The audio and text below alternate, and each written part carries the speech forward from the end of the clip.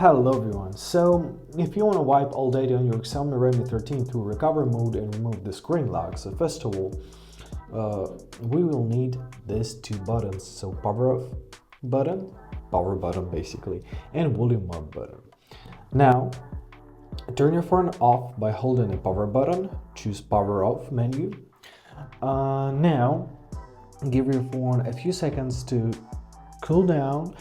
Now grab your phone and once again hold this power button right here on the side of your screen and hold your volume up button.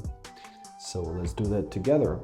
Now hold your power button, and as soon as you'll see the main logo appear, you are to release your power button. However, keep holding your volume up button, and this will launch us to recovery mode.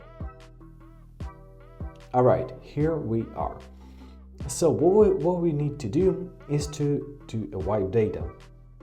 So use your volume down and volume up to navigate through this menu. Choose your wipe data option. Confirm your choice by pressing on the power button right here on the side of your screen. Choose wipe all data.